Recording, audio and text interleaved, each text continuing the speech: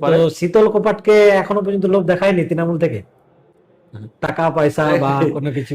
এটা আমাদের শীর্ষ নেতারাও জানে। প্রথম আমাকে একবার নয় 3-3বার করেছিল, 5 কোটি টাকার অফার দিয়েছিল। 5 কোটি টাকার অফার দিয়েছিল আপনাকে? আর একটা গাড়ি, তো আপনি স্করপিও তো গাড়ি ছিল, মানেননি?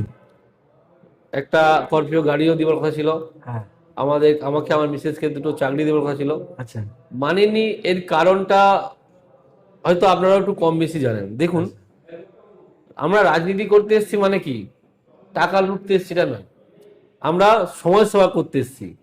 রাজনীতির পরিবর্তন মানে কি সমাজের পরিবর্তন। আজকে যে তৃণমূল কংগ্রেস যে ধরনের অন্যায় অত্যাচার করছে, শিক্ষা ব্যবস্থা, স্বাস্থ্য ব্যবস্থা সবকিছু নষ্ট করে দিচ্ছে, যদি পরিবর্তন হয় তাহলে মানুষ কিন্তু এই সমাজ ব্যবস্থার পরিবর্তন চাইবে। যে আমার ছেলেটা শিক্ষিত, MA pass, BA pass, SSC TET pass করেছে, চাকরি পাওয়ার যোগ্য, তাকে পেতে হবে, তবেই পরিবর্তন। এই যে পশ্চিমবাংলায় শিল্প নেই, বিজেপি ক্ষমতায় আসার পর শিল্পকে আনতে হবে, তবেই কিন্তু পরিবর্তন। এই যে স্বাস্থ্য পরিকল্পনা ভেঙে পড়েছে, এটা সঠিকভাবে দাঁড় করাতে হবে বিজেপি ক্ষমতায় এলে, তবেই কিন্তু পরিবর্তন। তারপরে পরিবর্তন মানে সমাজ ব্যবস্থার পরিবর্তন।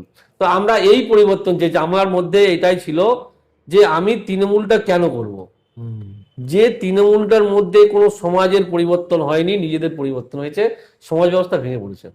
আজকের দিনে আমরা যারা কঠোর তৃণমূল ছিল তারা কষ্ট হলো, তারা বলছে যে পরিবর্তন না হলে আমরা শেষ।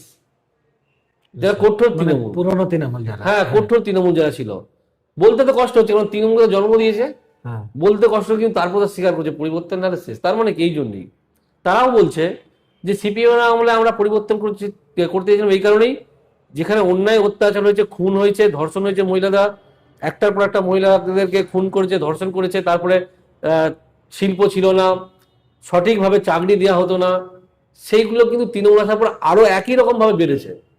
যাদের ছিল তাদেরই হবে, যাদের নেই তারা পাবে না, এরকম। তো সেই জন্য এইটা একটা পার্ট। দ্বিতীয় পার্ট হচ্ছে, দেখবেন আমি হিসাব করেছিলাম যে 2021 থেকে 2026 তৃণমূলের এটাই শেষ। আচ্ছা। তাহলে আমার রাজনীতিক কেরিয়ার শুরু হয়েছে 33 বছরে, মানে বিধায়ক হয়েছি 33 বছরে।